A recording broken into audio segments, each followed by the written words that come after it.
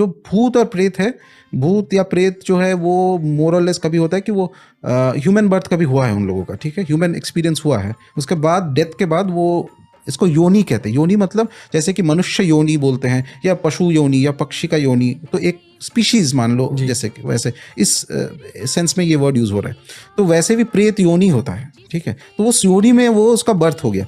ज़्यादातर होता है कि प्रेत मतलब वही व्यक्ति जो मरने के समय पे बहुत ज़्यादा डिज़ायर्स था, या तो बहुत गुस्सा था किसी चीज़ में, या कुछ उसको लग रहा था कि मुझे रिवेंज लेना है इस किसी के ऊपर, या ऐसा कुछ नेगेटिव स्टेट में जब डेथ होता है तो प्रेत योनि में ही चला जाता है। उसके लिए